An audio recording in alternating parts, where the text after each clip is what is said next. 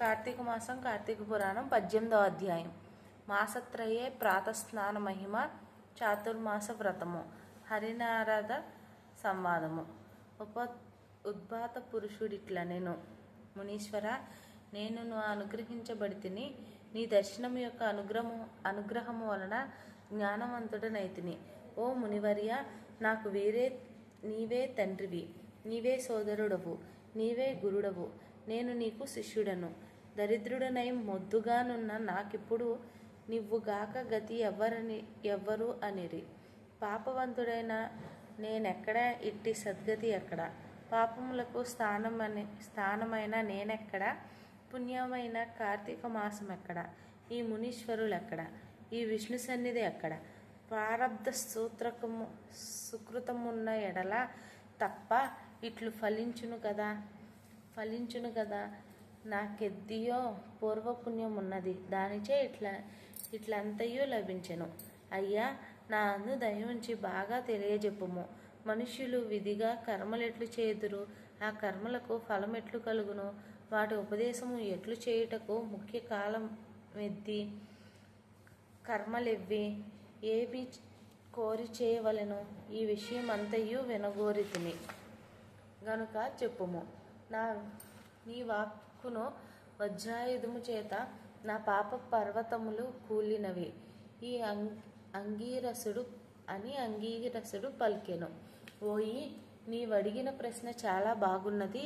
లోకహితము కొరకు నీవడిగితివి గనుక నీవడిగిన ప్రశ్నకు సమాధానము చెప్పేదా వినుము.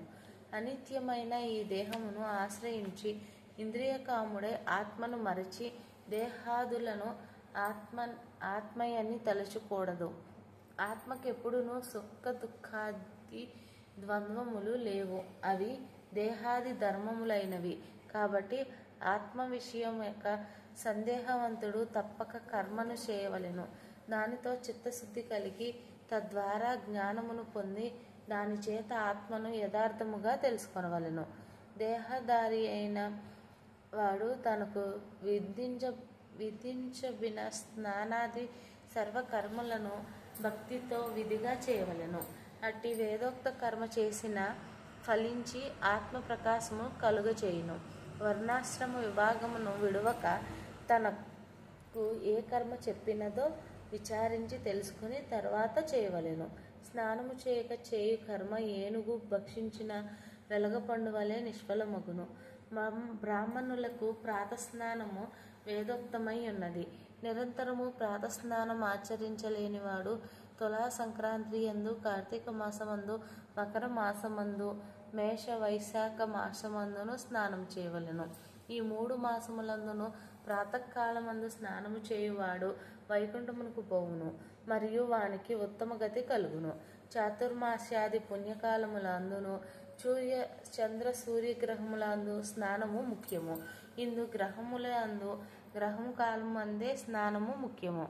బ్రాహ్మణులకు ప్రాముఖ్యమైనది 1 స్నానము, 2 సంధ్యాజపము, 3 హోమము, 4 నమస్కారము.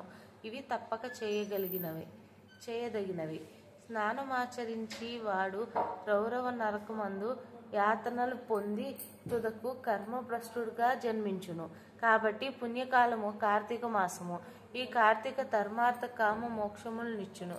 ఈ కార్తీకములో సమానమైన మాసము లేదు. ఇంతకంటే పుణ్యమైన కాలం వేదముతో సమానమైన శాస్త్రము లేదు. గంగతో సమానమైన తీర్థము లేదు. బ్రాహ్మణ్యముతో సమానమైన కులము లేదు. భార్యతో సమానమైన సుఖము లేదు. ధర్మముతో సమానమైన మిత్రుడు లేడు. నేత్రముతో సమానమైన జ్యోతిస్సు లేదు. కేశవునితో సమానమైన దేవుడు లేడు. కార్తీక మాసముతో సమానమైన మాసము లేదు. కర్మస్వరూపమును తెలుసుకొని కార్తీక మాసమందు ధర్మములను చేయువాడు 1,000,000 యజ్ఞ ఫలములను పొంది వైకుంఠమును పొందును. ఉద్భూత పురుషుడడిగెను. అయ్యా, చాతుర్మాస వ్రతమని పూర్వం చెప్పియున్నారు. అది పూర్వము ఎవని చేత చేయబడినది? ఆ వ్రత విధి ఎట్లు? ఆ వ్రతమును ఫలము ఏమిటి? దానికి చేయువాడు పొందేడి ఫలమేమిటి? ఆచరించు మనుష్యుడు ఏ లోకమును పోవును? ఈ విషయమంతా సవిస్తారముగా చెప్పుము. అంగరీసుడు ఇట్లు పలికెను. ఓయి, నీవు ఈ మనుషులకు బంధువువు. నీ ప్రశ్నలన్నీ లోకోపకార్థముగా ఉన్నవి. సమాధానము చెప్పెదను, సావధానుడవై వినుము. విష్ణుమూర్తి లక్ష్మితో కూడా ఆషాఢ శుక్ల దశమి దినమందున పాల సముద్రమందు నిద్రయను వంకతో శయనించును. తిరిగి కార్తీక శుక్ల ద్వాదశి రోజున లేచును. ఇది చాతుర్మాసము, అనగా 4 మాసములు చేయు వ్రతము. ఈ 4 మాసములు విష్ణుమూర్తికి నిద్రాసుఖము ఇచ్చున్నది, అనగా హరి 8 మాసములు మెలకువతో ఉండి 4 మాసములు విశ్రాంతిై నిద్రించును. విష్ణువునకు నిద్ర సుఖమును ఇచ్చున్నది గనుక ఇది పుణ్యకాలము. ఈ పుణ్యకాలమందు హరిని ధ్యానించువాడు విష్ణులోకమును పొందును. ఆ 4 మాసములలోనూ చేసిన పుణ్యకార్యములను అనంతములు అగును. దీనికి కారణము చెప్పెదను వినుము. ఈ విషయమందు నారదునకు హరి చెప్పిన కారణము చెప్పెదను వినుము. ఈ విషయమందు నారదునకు హరి చెప్పినది ఒక కథ ఉన్నది.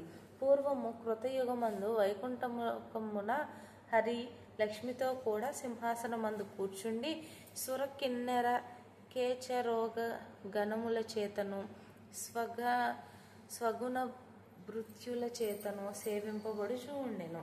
కేచర అనగా ఆకాశ సంచారులు, ఉరగ అనగా సర్పములు. హరి ఇట్లుండగా భగవద్భక్తుడైన నారదముని కోటి సూర్యకాంతి కల వైకుంఠం లోకమును గూర్చి వచ్చెను. నారదముని వచ్చి సింహాసనాసీనుడై 4 భుజములు కలిగి పద్మపు రేకులు వంటి నేత్రములతో ప్రకాశించడి విష్ణుమూర్తిని చూచెను. చూచి అమితానందయుక్తుడై నారదుడు విష్ణుమూర్తి యొక్క పాదములకు మ్రొక్కెను. హరియు నారదుని చూచి నవ్వుచు తెలియని వాని వలె ఇట్లా నేను, ఓ నారద, నీవు సంచరించు స్థలములందు సర్వత్ర కుశలమా? ఋషులు ధర్మములు బాగున్నారా? ఉపద్రవములు లేకున్నవా? మనుషులు వారి వారి ధర్మములందు ఉన్నారా? ఈ విషయమంతయు ఈ సభలో చెప్పుము. నారదుడు ఆ మాటలు విని ఆనందించి నవ్వుతూ హరితో ఇట్లా నేను, ఓ స్వామి, నేను భూమినంతయు తిరిగి చూచితిని. వేదత్రయమందు చెప్పబడిన కర్మ మార్గము విడవబడినది.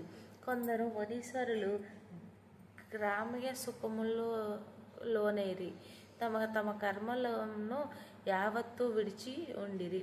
వారు దేని చేత ముక్తులగుదురో నాకు తెలియకున్నది. కొందరు తినకూడని వస్తువులను తినుచున్నారు, కొందరు వ్రతములను విడిచినారు, కొందరు ఆచారవంతులుగా ఉన్నారు, కొందరు అహంకార వర్జితులుగా ఉన్నారు, కొందరు మంచి మార్గవర్తనులుగా ఉన్నారు, కొందరు నింద చేయుచు వారుగా ఉన్నారు. కాబట్టి ఓ దేవా, ఏదైనా ఒక ఉపాయము చేత శిక్షించి ఈ వృషీశ్వరులను రక్షింపుము. నారదుని మాట విని భక్తవత్సలుడు సమస్త లోక పాలకుడు అయిన హరి లక్ష్మితో సహా గరుత్మంతుణ్ణి అధిష్ఠించి భూలోకమునకు వచ్చెను. విష్ణుమూర్తి వృద్ధ బ్రాహ్మణ రూపధారి అయి 1000 సంఖ్య గల బ్రాహ్మణులు ఉన్న స్థలమునకు వచ్చి సర్వప్రాణి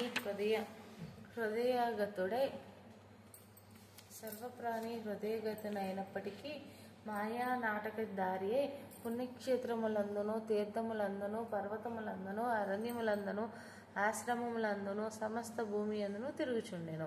ఇట్లు సంచరించుచున్న విష్ణుమూర్తిని చూచి కొందరు భక్తితో అతిథి సత్కారములను చేసిరి, కొందరు నవ్విరి, కొందరు నమస్కారము చేయరైరి, కొందరు అభిమానవంతులైరి, కొందరు గర్వముతో ఉండిరి, కొందరు కామాంధులై ఉండిరి, కొందరు ఆయన క్రియాకలాపములను మానిరి, కొందరు ప్రవరానులై ఉండిరి, కొందరు నిషిద్ధ దినములందు అన్నమును దినువారిగా ఉండిరి, కొందరు ఏకాదశి ఉపవాసము ఆచరించని వారుగా ఉండిరి, కొందరు తినకూడని వస్తువులను తినుచుండిరి, కొందరు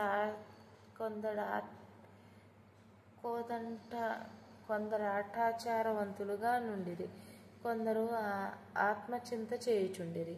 బ్రాహ్మణ రూపధారి అయిన భగవంతుడు అట్టి వారిని చూసి మంచి మార్గమును తెచ్చి ఉపాయము ఆలోచించు నైమిసారణ్యమందున్న ముని బృందముల సన్నిధికి వచ్చెను. వచ్చి బ్రాహ్మణ రూపములను వదిలి పూర్వము వలె గరుడారూఢుడై కౌస్తుభ చక్రములను ధరించి లక్ష్మితోనూ స్వభుక్తులతోనూ కూడి ప్రకాశించుచుండెను. అచ్చట నుండి జ్ఞానసిద్ధులు మొదలైన మునులు వైకుంఠము నుండి తమ ఆశ్రమునకు వచ్చినట్టి వాడును.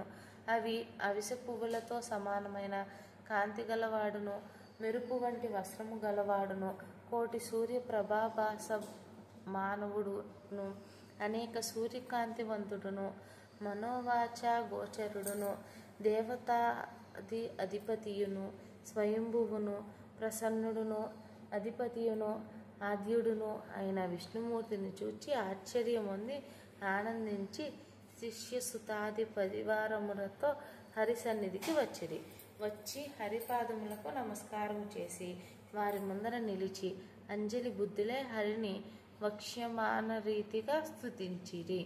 ఇంతటితో కార్తీక మాసం కార్తీక పురాణంలో 18వ అధ్యాయం సంపూర్ణం.